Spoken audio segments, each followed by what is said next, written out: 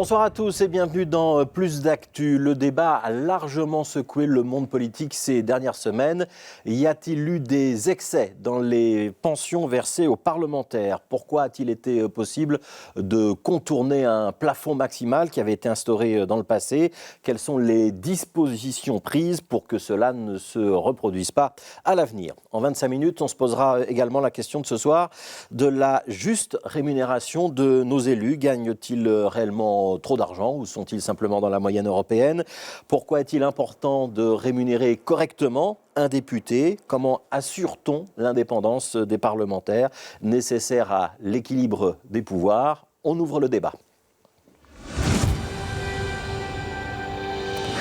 Voilà, et pour participer à ce débat, Françoise De Smet, vous êtes chef de groupe pour le PTB au Parlement bruxellois, et John Pistet, chef de groupe pour Écolo dans ce même Parlement régional. Merci à tous les deux. Donc c'est un dossier qui a fait beaucoup de bruit, qui a obligé tous les parlements du pays, parce que ça a commencé par la Chambre, à revoir leurs règlements ou leurs dispositions. On va essayer de commencer par le début, essayer de simplifier et de rendre les choses compréhensibles. Théoriquement, pour les députés, comme pour les hauts fonctionnaires, il y a des pensions plafonné, un montant maximal qui tourne aux alentours de 7 000 € aujourd'hui. C'est ce qu'on appelle la loi Weinings. Et au Parlement fédéral, les députés pouvaient aller au-delà de ce plafond, décision qui remontait à 2013. Et à Bruxelles aussi, il était possible d'aller au-delà de ce plafond dans certains cas. On écoute les explications de Rachid Madran, c'est le président du Parlement. La pension d'un député, ou selon la loi Wenning, c'était 20% de rente et 80% de capital, on va dire. Et il calculait... C'est pas un peu un système destiné à entourlouper et compliquer la lecture, ça? C'était surtout, à mon avis, un système à l'époque qui permettait, ou qui visait à permettre à des gens qui avaient une autre carrière, ou qui avaient eu une autre carrière dans le privé, par exemple, ou dans le public, qui ont cotisé pendant des années, ces gens, toutes leurs cotisations, ils pouvaient une partie la dépasser, qui était ces fameux 20%. Donc les 20-80 n'existent plus, on ne décompose plus en 20-80. Donc ça, c'est terminé. Ça, c'est fini. Que les 100 deviennent comptabilisables dans le calcul du plafond Weinings. Ouais. Voilà, donc Rachid Madran, c'était lundi matin dans Bonjour Bruxelles. Alors c'est très compliqué, hein, John Pistet, on va essayer de faire simple. Si je comprends bien, il y avait un système qui permettait d'aller au-dessus d'un plafond. On va aligner réellement les pensions et à l'avenir, au Parlement bruxellois, comme dans les autres parlements d'ailleurs, le plafond, ce sera le plafond pour appeler au-dessus? Ce sera un plafond, c'est le plafond équivalent au plafond Weinings, et on fera en sorte que ce plafond ne soit plus dépassé. Ce qui est important quand tu as un problème, c'est d'essayer de le réparer. Et là, je sors juste du bureau élargi, et on est en train de discuter justement de la manière dont on va supprimer cette possibilité de dépasser le plafond, et je crois que ce sera fait très bientôt. C'est une bonne chose. Ouais, comment est-ce qu'on en arrive à cette situation-là? C'est parce qu'on a dû bricoler plusieurs statuts les uns à la suite des autres et que parmi les parlementaires, il y en a un certain nombre qui ont une autre activité, soit en parallèle avec leur fonction de député, soit avant ou après leur fonction de député, que tout ça rend les choses un petit peu plus complexes que ce qu'on pourrait supposer? Alors, les parlementaires bénéficient d'une pension qui est confortable, qui est importante, mais en principe, un député qui disposerait d'une pension complète se situerait encore bien en dessous de ce fameux plafond Weinings. La question qui est posée et que Rachid Madran soulève, c'est qu'un certain nombre de parlementaires qui exercent des fonctions spéciales, il y a d'autres parlementaires qui ont des métiers avant et après avoir été parlementaires, et puis il y a aussi cette rente, une rente qui est une partie de la pension totale, et toutes ces sommes accumulées permettent en théorie, je dis bien en théorie, de dépasser ce plafond. Alors, il y a quelques cas de dépassement du plafond. C'est vraiment choquant pour vous, Françoise De Smet. Et est-ce qu'il fallait avoir autant de débats sur des cas qui sont finalement des exceptions aujourd'hui ? Bien sûr qu'il faut avoir un débat. Donc là, on est face à nouveau à des prises de décision dans des petits comités bien fermés entre députés où on s'accorde soi-même des privilèges pour sa pension, alors que dans un autre temps, on prend des mesures pour attaquer la pension des travailleurs. Donc oui, c'est choquant et oui, ça ne peut pas arriver. Et donc oui, ça mérite beaucoup de débats. Et je suis bien contente qu'on va enfin en avoir un publiquement le 5 mai prochain au Parlement bruxellois, mais on a dû batailler pour l'avoir aussi parce que il y a une tendance à toujours vouloir régler ces choses-là dans un huis clos. Oui. Alors on parle de plafond. On sait qu'il y a une trentaine de cas sur l'histoire du Parlement bruxellois. Aujourd'hui, est-ce que vous pouvez reconnaître que atteindre ou dépasser ce plafond pour des parlementaires d'aujourd'hui, parce qu'on a allongé la durée de la carrière complète pour pouvoir bénéficier d'une pension complète, ça va quand même être rarissime, pour ne pas dire impossible. Ça va être plus compliqué à l'heure actuelle, c'est vrai, mais aujourd'hui, ce qu'on apprend, c'est qu'il y a en tout cas 30 anciens députés qui ont le dépassement du plafond et donc qui ont des pensions jusqu'à 9 300 € bruts par mois. D'abord, j'interpelle, est-ce qu'il y a un travailleur qui a une carrière complète dans notre pays qui touche ça? Non. Donc là, on est face vraiment à effectivement des grosses pensions et des privilèges. Un travailleur peut-être pas, mais un chef d'entreprise sûrement. Ça peut être, mais ici, on est en train de parler de représentants qui ont été élus et qui sont censés normalement travailler pour l'intérêt général. Et donc, on voit que ce sont des personnes qui s'accordent des grosses pensions et qui, dans un autre temps, prennent des mesures pour attaquer la pension de la majorité des travailleurs dans notre pays. Ce n'est pas le cas du Parlement bruxellois. Ce n'est pas le Parlement bruxellois qui légifère pour les pensions on voit que c'est le même au genre niveau de fédéral. On voit que c'est le même genre de système qui se propage dans tous les parlements. Et donc là, il y a quelque chose qui ne va pas et qui doit être résolu. Ouais. Il y a une chose importante à souligner, John Pizet, c'est que la durée de la carrière, elle a été augmentée à plusieurs reprises. Aujourd'hui, il faut 45 ans de carrière au Parlement. Vous ne ferez pas les 45 ans, vous hein? Non, je ne le ferai pas à 45 ans. Je suis opposé déjà en principe à ce qu'on fasse plus de 3 mandats d'affilée. Mais en fait, il y a un certain nombre de décisions qui ont été prises depuis 20 ans qui vont dans le bon sens. Et qui vont dans le sens auquel vous appelez. Et qui consiste, et c'est en fait notre position depuis longtemps à Écolo, à rapprocher le statut des parlementaires mais en fait des travailleurs et des travailleuses belges. Et la première de cette mesure, et c'est sans doute à laquelle vous faites allusion, c'est rapprocher le nombre d'années nécessaires pour avoir une pension complète. Avant, il y a à peine 15 ans, c'était 20 ans. Après 20 ans, on avait une pension complète. Maintenant, c'est 45 ans, ce qui fait qu'en fait, c'est très très compliqué, bien entendu, d'avoir une pension complète. Qui est-ce qui va faire 9 mandats d'affilée? Alors, ce qui est important, heureusement, c'est que de nouveau, on sort du bureau élargi. On est parvenu à établir que jusqu'ici, il n'y a aucune pension versée qui a dépassé ce fameux plafond. Et ça, c'est une bonne nouvelle.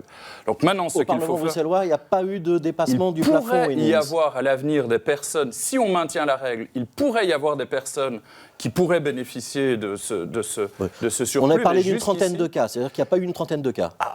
Ces trentaines de cas ont toujours été énoncés au conditionnel. Le président du Parlement bruxellois et le président de la Caisse de pension nous ont affirmé que jusqu'ici, aucune pension, je dis bien aucune pension, supérieure à ce plafond n'a été versée. Le plafond de 7 000 ou le plafond de 9 000 le 100% ou le 120%? Le plafond de 7 000. Oui, donc le plafond Winnings a été respecté au Parlement bruxellois. Oui, mais ça ne veut pas dire qu'il ne pourrait pas être dépassé à l'avenir, et c'est la raison pour laquelle c'est important de changer la règle maintenant. Donc c'est important comme affirmation, Françoise de Smet, ça veut dire qu'on sait qu'il y a eu des cas à la Chambre, il n'y en a pas eu au Parlement bruxellois. Ouf de soulagement. On attend de voir, parce qu'on ne sait toujours pas qui sont les personnes concernées et on ne sait toujours pas exactement les montants qu'ils perçoivent au-dessus du plafond. Il y a eu une annonce qui a été faite. Il y a 30 anciens députés qui pourraient bénéficier de suppléments au-dessus du plafond Winnings. C'est à vérifier et d'ailleurs on demande pour avoir les noms, pour pouvoir aussi rembourser l'argent en retour. Mais le fait qu'il y ait une règle... Ils doivent rembourser même s'il n'y a pas eu d'illégalité ou d'irrégularité commise? Nous trouvons qu'il faut qu'ils remboursent, effectivement. Donc, ce sont, de nouveau, je répète, ce sont des privilèges que ces députés s'accordent entre eux. Ce ne sont pas les règles qui sont appliquées sur la majorité des travailleurs dans notre pays et on doit arrêter avec ces règles. D'ailleurs, la preuve, c'est qu'on va la supprimer, c'est qu'il y a réellement un problème. Le fait de de toucher ce plafond, de le refixer, de le bétonner en quelque sorte, John Pizet, ça va s'appliquer y compris aux parlementaires qui sont encore en cours de mandat maintenant. On va s'assurer que personne ne va le dépasser dans l'avenir ou juridiquement c'est pas possible de changer les règles en cours de jeu. Il est important que personne ne puisse dépasser ce plafond à l'avenir. Maintenant, ce qu'il est important de dire, c'est qu'on est non pas face à une question juridique, mais une question politique. Contrairement à ce qui a parfois été affirmé, les règles qui ont été établies ne sont pas illégales. Ça ne veut pas dire qu'elles sont éthiques, ça ne veut pas dire qu'elles sont correctes, ça ne veut pas dire qu'elles ne choquent pas, donc c'est pour ça qu'elles doivent être modifiées, mais ça soulève une difficulté, c'est-à-dire qu'on ne peut pas obliger les personnes qui, mais en l'occurrence, semble-t-il, personne n'en a bénéficié. On ne peut pas obliger les personnes, par exemple, qui en auraient bénéficié, à les rembourser. On peut les inviter à le faire, je crois que ce serait une bonne chose, mais on ne peut pas forcer à le faire. Oui. Pour que le débat soit bien clair, François de Smet, je voudrais qu'on donne un chiffre. C'est le chiffre de 743 € bruts par mois. Vous savez à quoi ça correspond ? C'est la pension pour une législature. Voilà, c'est la pension que touche un député s'il n'a fait qu'une seule législature. Donc s'il a fait un seul mandat, donc c'est 10 fois moins que les plafonds dont on parle. Ça, c'est une pension normale. Oui, c'est pour 5 ans. Parce que là, on est en train de parler de surplus, 1 500 €. Ça va jusqu'à 1 500 € ce bonus. Je répète quand même que c'est la pension moyenne des travailleurs en Belgique. Donc il y a des anciens députés qui s'accordent l'équivalent de la pension de toute une carrière en plus. Et là, on est vraiment dans un système de déconnexion par rapport à la réalité des travailleurs qui ne va pas. Et après, on se permet aussi de pouvoir encore attaquer. Donc, on a rallongé l'âge de la pension pour les travailleurs. Il y a plein de gens qui ne vont pas être capables de travailler jusqu'à 67 ans et qui vont perdre de l'argent dans cette histoire aussi. Et d'un autre côté, on voit qu'on met des systèmes en place pour s'accorder des bonus. Est-ce qu'on a vraiment mis des systèmes en place, que vous venez de le dire, ou est-ce que ce sont plutôt des systèmes hérités d'un passé plus ou moins lointain qu'on a peut-être laissé perdurer, mais qu'on est quand même en train de corriger? Est-ce que vous pouvez reconnaître ça ou pas? Ça n'a pas été corrigé. C'est toujours en place. C'est pas en cours, la correction. C'est en place. Alors, il y a des annonces, on attend de voir. J'espère qu'effectivement, ça va être supprimé, ça c'est sûr. Mais je voudrais quand même rappeler aussi, M. Grosfilet, qu'en 2016, c'est quand même aussi grâce au fait que le PTB est rentré dans les parlements et qu'ils ont dénoncé le fait notamment que les ministres et les députés n'avaient pas le même âge de pension que les travailleurs, que cet âge a été rallongé finalement comme les travailleurs. C'est correct ça, John Pizzey, ou pas? Écoutez, je voudrais d'abord dire une chose, c'est qu'il y a l'ensemble ou presque l'ensemble des groupes et des parlementaires représentés qui ont une voix directe ou indirecte au bureau élargi, et il y a des gens qui siègent à la SBL Caisse des pensions. Nous avons un représentant à la Caisse des pensions, nous lui avons demandé de supprimer, il siège à chaque réunion de cette caisse de pension, nous lui avons demandé de défendre l'idée que cette règle devait être supprimée. Mais le PTB a aussi un représentant à la Caisse des pensions, nous espérons qu'il est présent à chaque réunion et qu'il demande la même chose. Ouais. Alors, il n'y a pas eu de discussion sur le règlement depuis qu'on est dans cette caisse.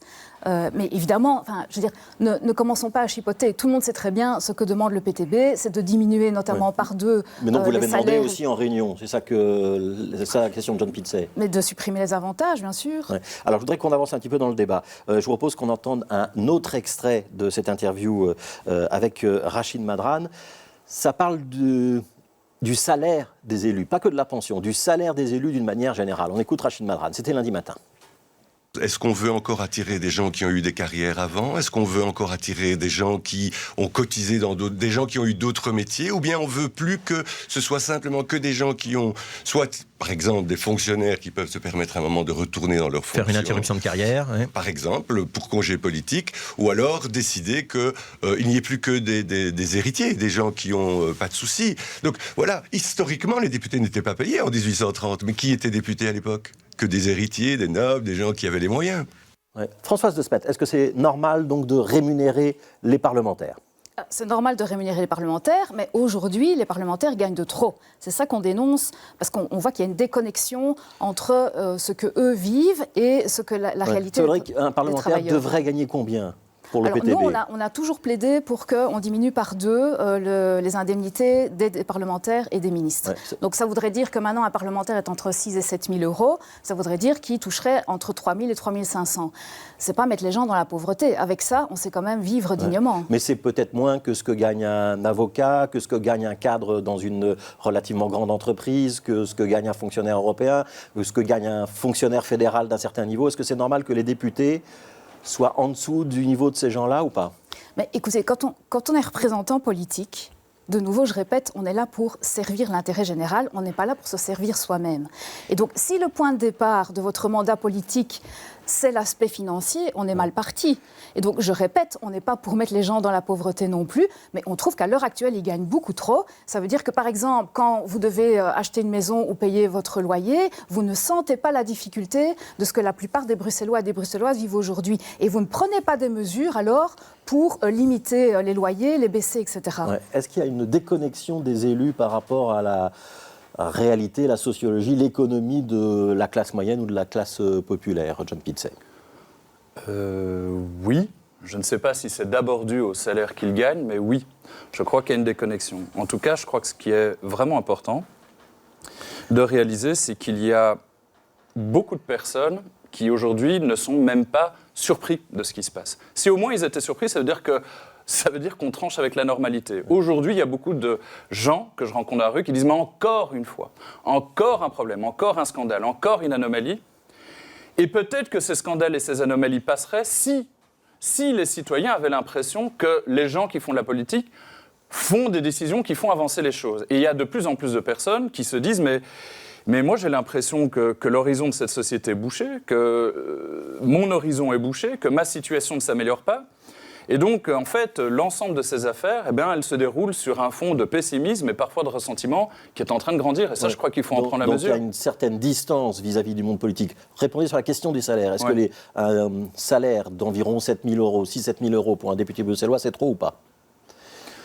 Je crois, le salaire, en fait, on a un salaire qui est calqué sur la fonction de conseiller d'État. Ce salaire, c'est le salaire officiel. Et ce salaire, c'est un salaire de plus ou moins 8 000 euros bruts, disons les chiffres, et de 4 000, 4 500 euros nets. Ouais. Ce que pas mal de citoyens ne savent pas, c'est qu'il y a une deuxième somme qui est versée aux parlementaires. Cette somme, c'est une indemnité défiscalisée. Cette indemnité défiscalisée, ce n'est pas de l'argent de poche, ce n'est pas juste 2 ou 3 copecs, c'est 2 500 euros par mois. Et le problème avec cette indemnité, c'est que ça change complètement l'échelle du salaire d'une part, et d'autre part qu'elle n'est pas transparente. Donc il faudrait la revoir, cette indemnité ? Moi, je crois qu'il faut la supprimer, oui.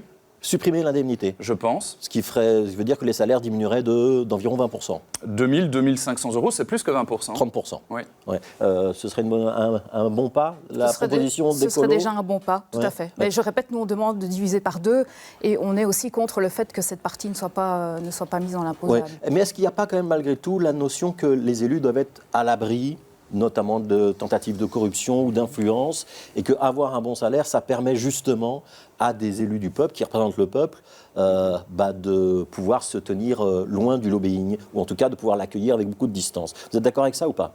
Mais écoutez, si c'était vrai, on pourrait encore discuter, mais on voit que ça ne protège de rien du tout et qu'il y a eu quand même beaucoup de scandales dans notre pays vis-à-vis des élus qui avaient déjà des bons revenus et qui ont quand même été mis dans des affaires de corruption ou soupçonnés de corruption. Donc pour nous, ça ne protège pas du tout. Ouais. Et on doit vraiment beaucoup plus ramener le politique au niveau de ce que vivent les travailleurs. Jean Pizet ? Vous savez, je ne suis pas je suis pas social-démocrate, je suis écologiste, mais l'idée que des parlementaires doivent bénéficier d'un statut décent, c'est en fait un acquis de la social-démocratie, qui consiste en fait à dire la représentation, elle ne doit pas être l'affaire de rentier, et elle doit aussi permettre à des personnes d'exercer leurs fonctions sans être l'objet de pression excessive. Un régime parlementaire avec des salaires très bas, c'est exactement le rêve de Berlusconi et de Trump. Le premier geste que ces deux personnes font, d'habitude, à chaque fois qu'ils ont été élus, c'est de proclamer qu'ils allaient renoncer à leur salaire. Voilà, et on a regardé un petit peu les salaires des députés en Europe. Les Italiens gagnent plus que les Belges, les députés français gagnent un petit peu plus que les Belges, et les députés européens, ils gagnent plus que les députés régionaux bruxellois ou les députés fédéraux. Un député italien, ça gagne plus de 10 000 euros par mois, par exemple. Petite question supplémentaire, vous rétrocédez beaucoup d'argent à vos partis respectifs sur ce que vous gagnez ? Oui, je rétrocède plus ou moins 40% de mes indemnités. Ouais. Françoise De Smet ? Les 2 tiers. Les 2 tiers, donc 60% ou 65%. Ouais. Alors, je voudrais qu'on continue d'avancer dans ce débat. On va écouter une dernière fois Rachid Madran et puis on va faire réagir Françoise De Smet.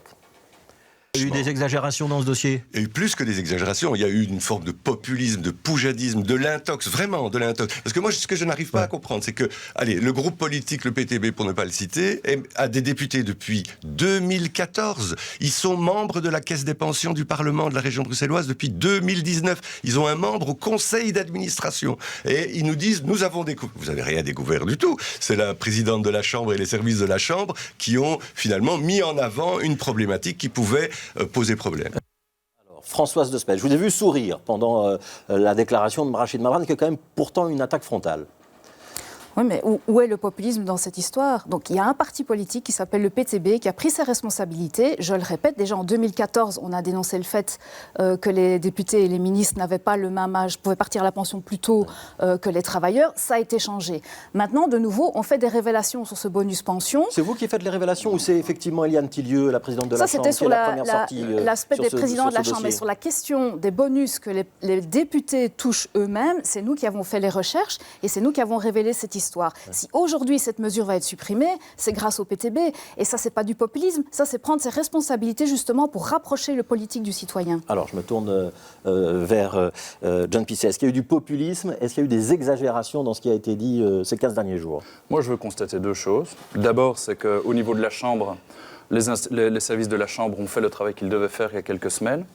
Et je voudrais constater une deuxième chose, c'est qu'il y a une partie importante de la société civile qui a très bien fait son boulot depuis quelques semaines. Et désolé de vous le dire, ce n'est pas d'abord le PTB, c'est la presse. C'est la presse libre. Le Soir a fait des révélations, la Libre a fait des révélations, BX1 a fait son travail. C'est aussi parce que des journalistes ont décidé de poser des questions aux parlementaires, d'aller chercher là où il fallait chercher, que ces choses sont venues à jour. Et je crois que c'est une bonne chose. Ouais, mais vous pouvez quand même reconnaître qu'il fallait corriger des choses dans les règlements qui existaient. Mais ça fait 20 ans qu'il faut corriger des choses. Il fallait rapprocher le système de pension, le nombre d'annuités du nombre d'annuités dont les travailleurs bénéficient. On s'est battu pour, on l'a fait. Il fallait décumuler les mandats, on s'est battu pour, on l'a fait. Il fallait diviser par 2 le montant des fonctions spéciales, on s'est battu pour, on l'a fait. Et on va continuer à le faire. Les fonctions spéciales, j'explique, c'est ce qu'on touche lorsqu'on a une fonction spéciale dans un Parlement, par exemple quand on est le président d'une commission ou un vice-président du Parlement. Je me retourne vers vous, Françoise De Smet. Dans l'idée de populisme, quand même, j'aimerais que vous répondiez à ça. Est-ce qu'il n'y a pas quand même toujours du côté du PTB l'idée de dire les politiques gagnent trop, les politiques sont des nantis, les politiques se servent d'abord eux-mêmes? Ce n'est pas un fond populiste qui vous anime? Mais c'est un problème. Et donc, si aujourd'hui il y a une telle déconnexion, il y a un tel dégoût des citoyens par rapport aux politiques, c'est principalement dû à cette déconnexion. Et donc, on a quand même raison de dire que ça ne va pas qu'ils gagnent autant et d'agir pour que ça change. Et c'est ce qu'on a fait. C'est comme ça qu'on va pouvoir aussi recréer du lien. Est-ce que vous pouvez reconnaître qu'aujourd'hui, quand même, il y a peu de députés, voire pas de députés du tout, qui vont dépasser ce plafond des 7 000 € de pension et que la plupart des députés vont être nettement en dessous de ce plafond? Parce qu'il y a eu un petit peu de confusion quand même dans l'opinion publique. Vous pouvez reconnaître ça? Ça va être plus difficile aujourd'hui, mais si la règle avait continué à exister, il était toujours possible de dépasser le plafond. Parce qu'il y a quand même l'histoire des cumuls des différentes carrières, etc. On a quand même au sein du Parlement, ça je tiens quand même à le dire aussi, une représentation de fonctions, d'emplois, de métiers libéraux assez intensive, on va dire. On a quand même beaucoup de députés qui cumulent avocats, etc. En même temps. Et donc cette possibilité de dépasser allait toujours être là. Et donc dans ce sens-là, le fait que nous, on veut aussi avoir beaucoup plus de représentativité de travailleurs de différents secteurs au sein du Parlement est fondamental aussi pour que des décisions dans l'intérêt du collectif soient prises. Alors il y aura un débat au Parlement bruxellois public le 5 mai, ce qui permettra peut-être de faire un petit peu plus de transparence encore. Il y a un élément qui a déjà été annoncé par Rachid Madran, c'est l'idée qu'à l'avenir, la gestion de cette caisse des pensions des parlementaires bruxellois, elle serait contrôlée par le SPF, donc le Service public fédéral des pensions. C'était nécessaire, John Piltze? Oui, c'est nécessaire parce qu'il n'y a pas de contrôle jusqu'à présent. C'est ça le problème quand il y a une règle. Le premier problème, c'est quand la règle est injuste. Le deuxième problème, c'est quand elle est juste, mais qu'elle est mal appliquée. Et donc, l'ASBL, qui s'occupe aujourd'hui des pensions, elle n'a pas les moyens de contrôler le bon paiement, le paiement correct des pensions. Donc, c'est important que le service public fédéral aille en soutien à cette... Est-ce que vous seriez favorable à l'idée que ce soit, à l'avenir, la sécurité sociale qui paye la pension des parlementaires aussi? Ou est-ce que c'est contraire à la notion de séparation du pouvoir, parce que tout ça est hérité évidemment du passé. On estimait que les parlementaires contrôlent le gouvernement et qu'ils ne pouvaient pas être payés par une administration qui dépend du gouvernement. On doit revenir sur cette règle ou pas? Il y a très certainement plein de questions juridiques complexes à traiter, mais sur le principe, oui. Oui, il faut rapprocher le régime de pension et le régime de salaire des parlementaires du régime de salaire des travailleurs et des travailleuses en Belgique. Que ce soit sur la pension, que ce soit sur les indemnités de sortie, que ce soit de manière générale sur le régime de travail. Donc le politologue que vous êtes n'y verrait pas d'obstacle? Je n'y vois aucun obstacle de principe, c'est une bonne idée. Françoise De Smet, c'est aussi une bonne idée? Absolument, c'est ce qu'on demande, bien sûr. Donc que ce soit le SPF, pension du fédéral, qui paye les parlementaires à l'avenir? Certainement, et qui contrôle aussi, parce que le problème maintenant, je répète quand même, c'est que ce sont des députés qui se contrôlent eux-mêmes. Et donc là, ce n'est pas de la démocratie, là c'est du huis clos. Et donc le fait qu'on fasse effectivement partir les pensions des parlementaires dans le même système que l'ensemble des travailleurs, c'est aussi une question démocratique. Et il y aura donc peut-être à l'avenir donc, un contrôle des pensions par le SPF fédéral des pensions, le service public fédéral des pensions. Merci à tous les deux, Françoise De Smet, chef de groupe pour le PTB, John Piltze, chef de groupe pour Écolo. Et pour ceux qui veulent suivre ce débat, ça se poursuivra au Parlement bruxellois. Ce sera le 5 mai, une séance supplémentaire qui a été ajoutée pendant les vacances pour pouvoir débattre de cette question d'actualité. Je vais demander à John Piltze de rester en place jusqu'à la fin du générique pour vous dire que demain, on va débattre de propreté publique et notamment de la réforme de collecte des sacs poubelles. On sera avec deux échevines, Zoubida Gelab de la ville de Bruxelles et Gloria Garcia Fernandez de la commune de Molenbeek. Et puis demain matin, dans notre matinale Bonjour Bruxelles, on recevra notamment Rudy Vervoort. Continuez à bien vous informer et à demain.